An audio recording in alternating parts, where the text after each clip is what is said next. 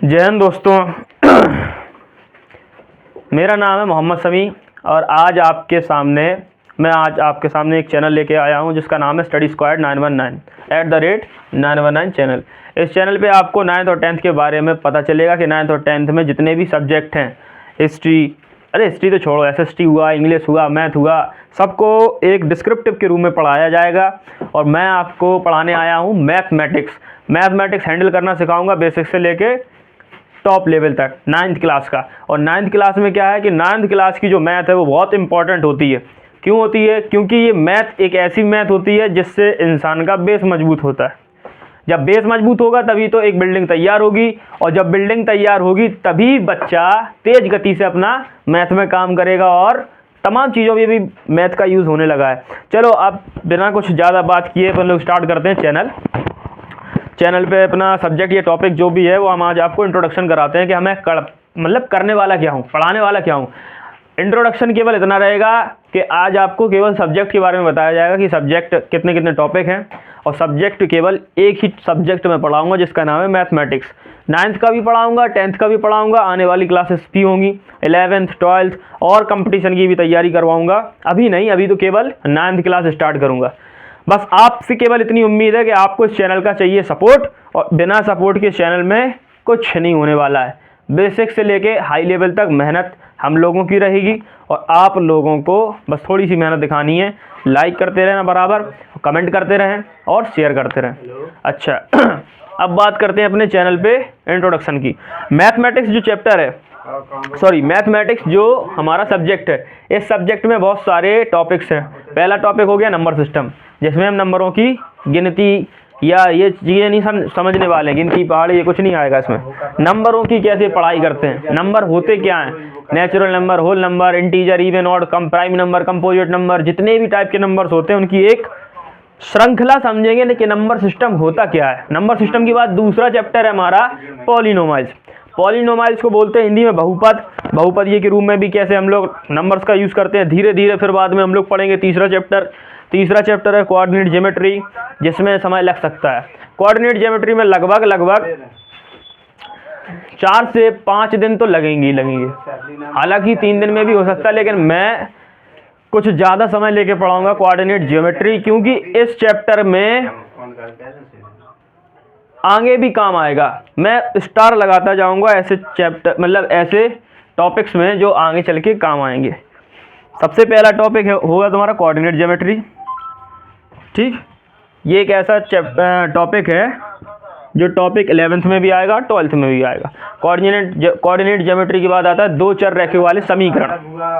अब ये दो चर रेखे वाले समीकरण होते क्या हैं, कैसे दिखते हैं? देखो, इससे पहले क्लास 8th में आप लोग पढ़ते रहे हो परसेंटेज, प्रॉफिट एंड लॉस और फ्रैक्शंस और सिंप्लीफिकेशन, LCM SCF, नॉर्मल चीज़ आपने पढ़ाई की है। लेकिन क्लास 8th के ऊपर जो स्टैंडर्ड आता है क्लास 9th, उसमें आप लोगों को ये कुछ नहीं पढ़ना है, सब कुछ अलग है और बढ़िया तरीके से डिज़ाइन कर रखा है। और हम लोग इस चैनल में आप लोगों को NCERT भी कवर कराने वाले हैं।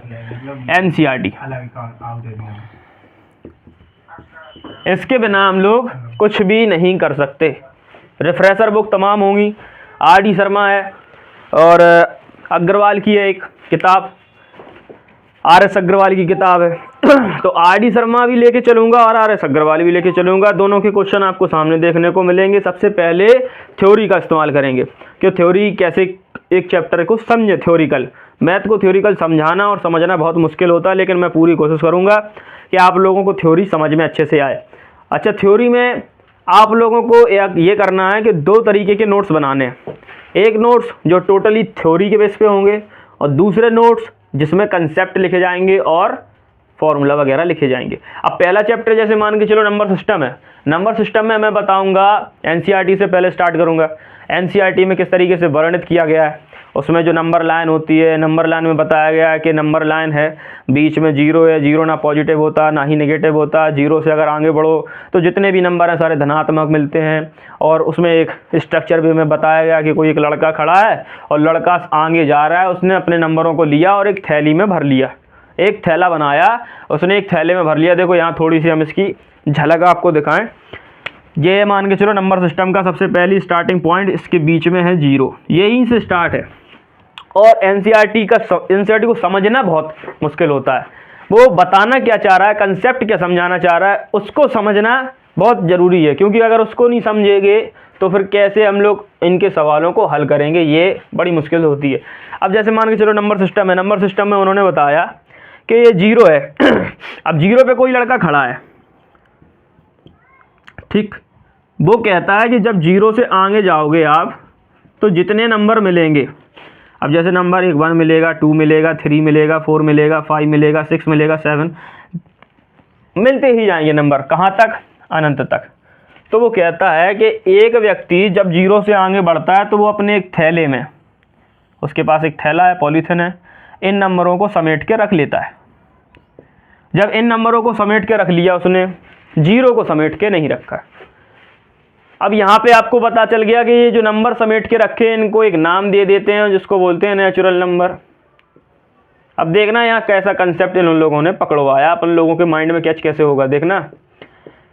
अब ये नेचुरल नंबर हो गए, उस व्यक्ति ने अपनी पोजीशन का नंबर थैले में नहीं डाला, वहां से चला 1 2 3 4 5 6 अनंत तक, इन्फिनिटी तक चला, और जितने नंबर उसे मिले उसने अपने एक पॉलीथिन में रख लिए। तो यहाँ में मालूम क्या चला कि 1 से लेके अनंत तक के जितने भी नंबर हैं वो सारी कैसे नंबर है, प्राकृतिक संख्याएं, यानी कि नेचुरल नंबर हैं, बता दिया उन्होंने, लेकिन एक थ्योरी के बेस में बताया। बेसिक चीज़ होती है थ्योरी को समझना, थ्योरी हर चीज़, थ्योरी से मैथ को बहुत अच्छे से हैंडल कर सकते हैं। कई लोग क्या करते हैं कि मैथ पढ़ रहे हैं, फार्मूला कंसेप्ट, तो कुछ ज़्यादा इंटरेस्ट नहीं मिलता जब तक थ्योरी, देखो कहानी के रूप में उन्होंने बताया और नेचुरल नंबर पता चल गया।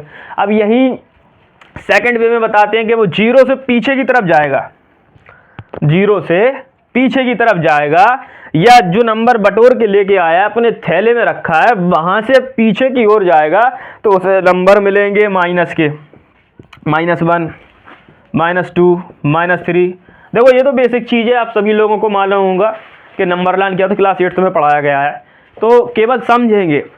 अब इन लोगों को इसने एक और थैले में रखा, माइनस के जो है वो एक और थैले में रखे, और ये इन्फिनिटी था, माइनस इन्फिनिटी तक जाएगा, सारे नंबरों को उन्होंने एक और थैला में रख लिया।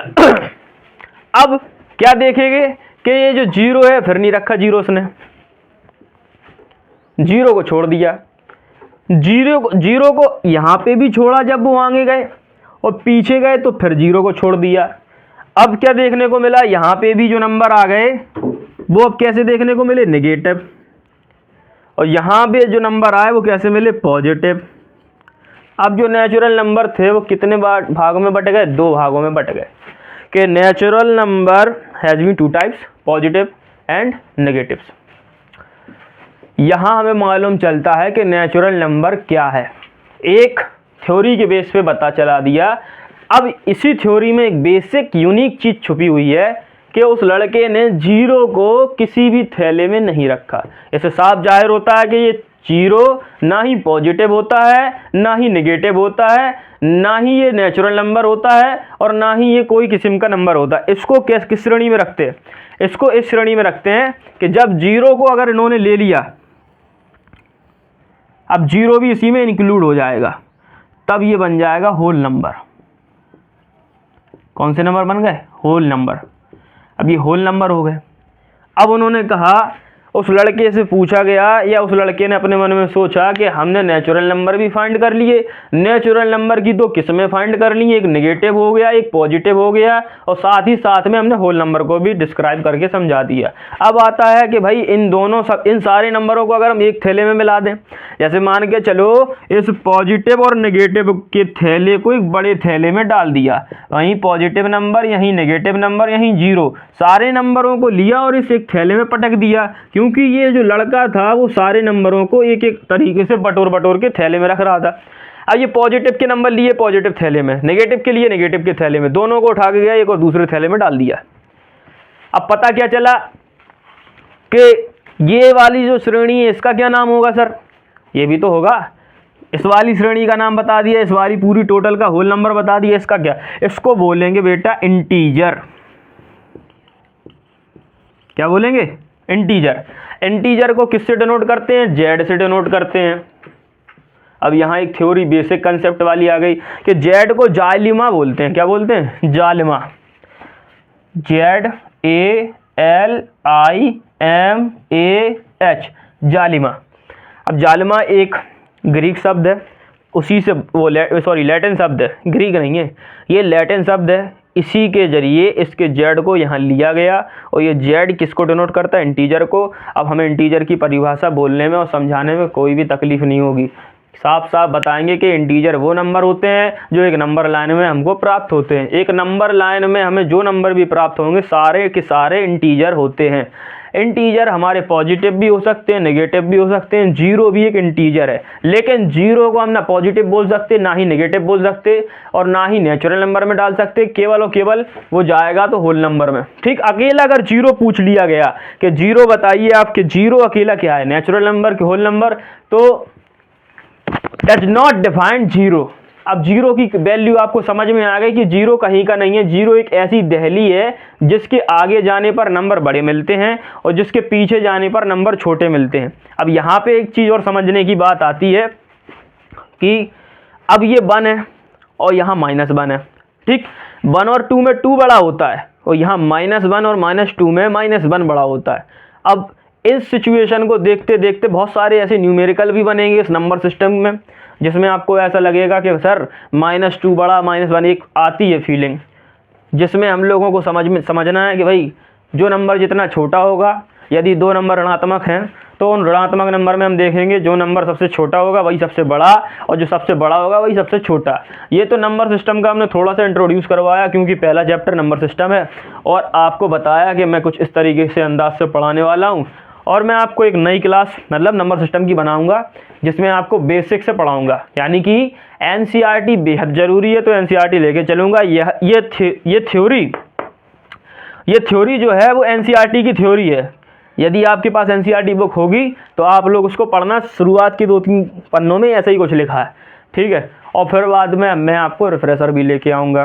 थ्योरी की क्लास कम से कम 2 होंगी, कंसेप्ट की क्लास 1 होगी और न्यूमेरिकल जिसमें कम से कम 2 घंटे की क्लास होगी न्यूमेरिकल की, जिसमें RD शर्मा और तमाम ऐसे क्वेश्चंस लेके आऊँगा जो आपको यहाँ काम ही नहीं आएगा, यहाँ काम नहीं आएगा, लेकिन वैसे तो आएगा ही आएगा, इसके अलावा और भी क्लासों में काम आएगा, ठीक है। अब दूसरा आ गया, दूसरा आता है पॉलिनोमल्स। ये भी आपका बहुत इंपॉर्टेंट चैप्टर है।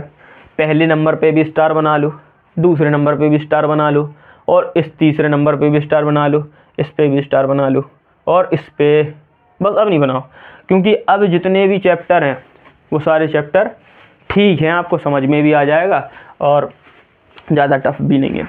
जो जितने टफ थे वो नंबर सिस्टम है, पॉलिनोमल्स है, कोऑर्डिनेट ज्योमेट्री है, यूक्लिड का ज्यामिति परिचय नहीं में लगा, इसमें लगा एंगल्स एंड लाइंस में ये स्टार लगा है, यहाँ ट्राइंगल में ये स्टार लगा है, ठीक है। और कोई ज़्यादा खास नहीं है। ये आपकी इंट्रोडक्शन क्लास थी। इस इंट्रोडक्शन क्लास में हम नंबर बाई नंबर आपको एक एक चीज़ डिस्क्राइब करके समझाएंगे, ठीक है। अब हम आपसे एक और बात समझाएंगे आपको कि हम लोग किस तरीके से हैंडल करने वाले हैं मैथ को। कमांड बनाना सिखाएंगे, बस थोड़ा धैर्य रखने की ज़रूरत है, ठीक है, क्योंकि ये चैनल हम लोगों का नया चैनल है। इस चैनल में आप लोगों का प्यार चाहिए और बस हर हाल में आप लोग हम लोगों को सपोर्ट करें।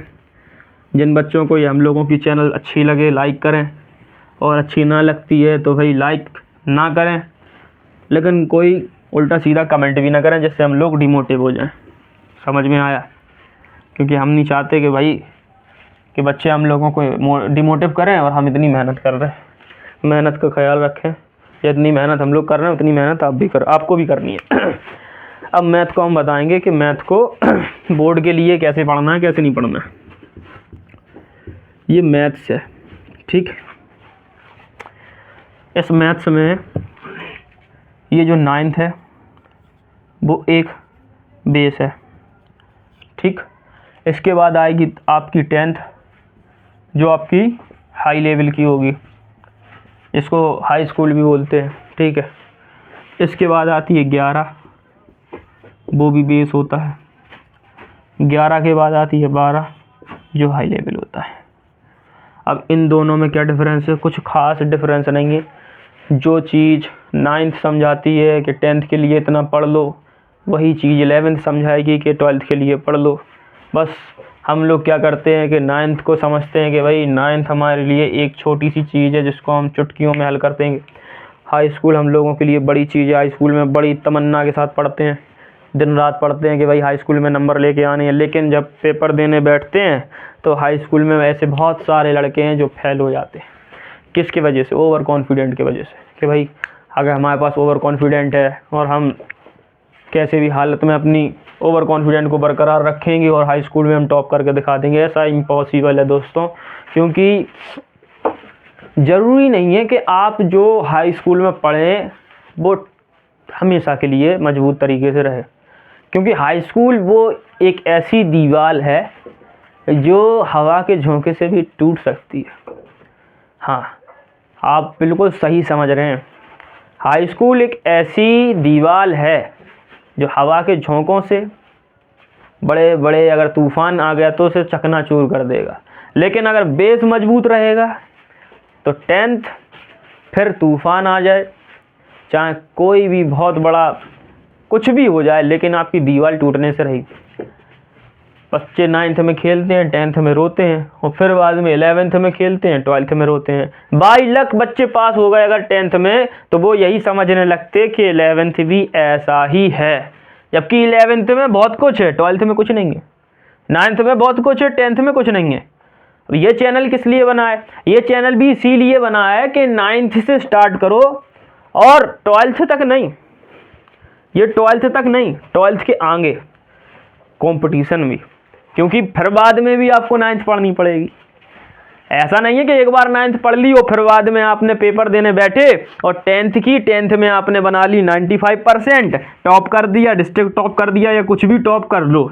फिर आई 11th में आपने पढ़ाई की, अच्छी पढ़ाई की नहीं की तो ऐसे ही निकाल दी, और 12th में आपकी बन गई 98%। तो आप क्या समझ रहे हैं, दोबारा से आपको ये चीज़ें नहीं पढ़नी पड़ेंगी? क्या पढ़नी पड़ेंगी?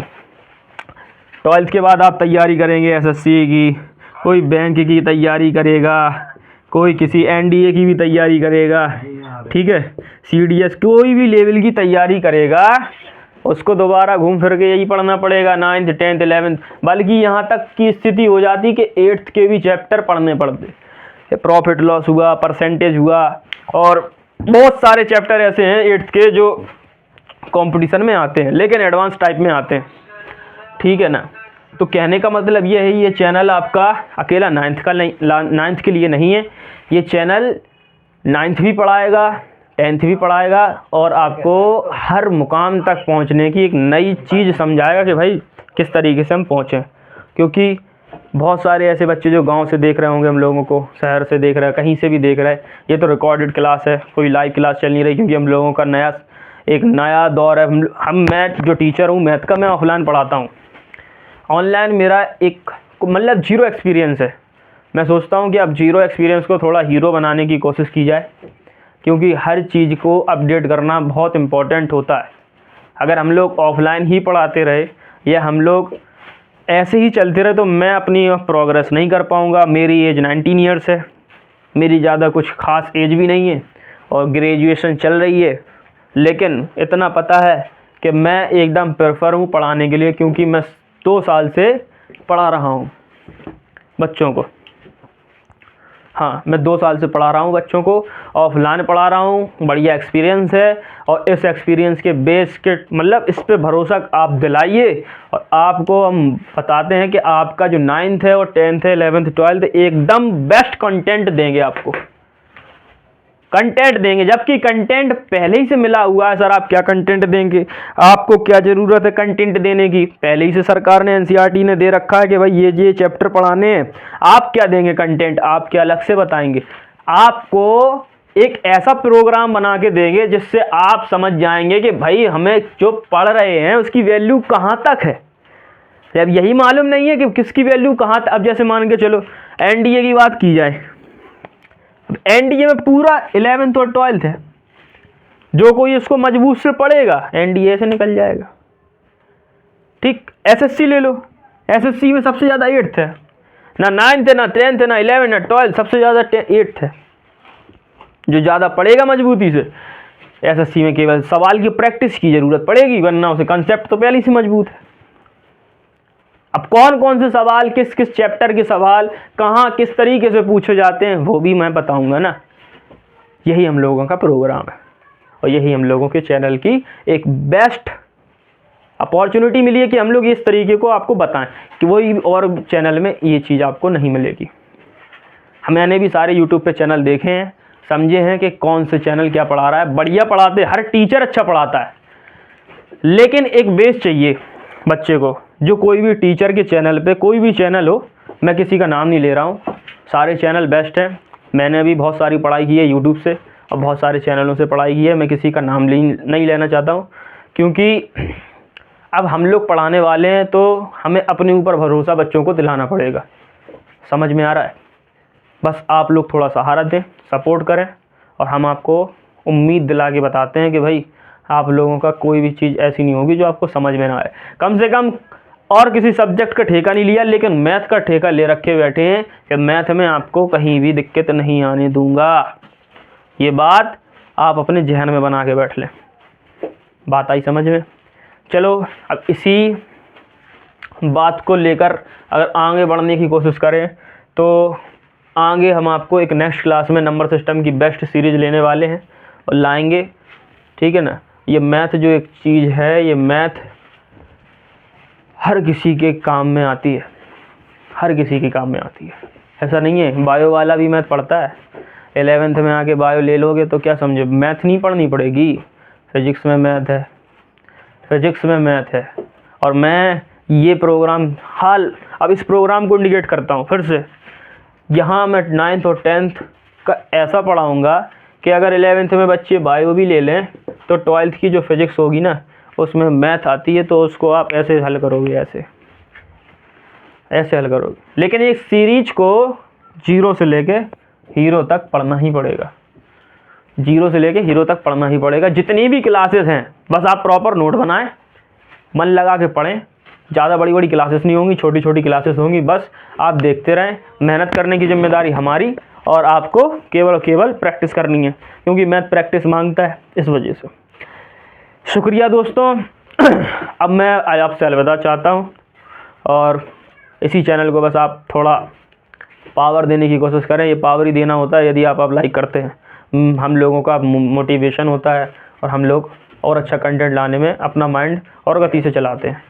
धन्यवाद। और आप लोगों से एक बात और कहूँगा कि कल जो चैप्टर पढ़ाने वाला हूँ नंबर सिस्टम, उस नंबर सिस्टम का पहले से आप लोग थोड़ा सा पढ़ के आएँ। धन्यवाद, थैंक यू।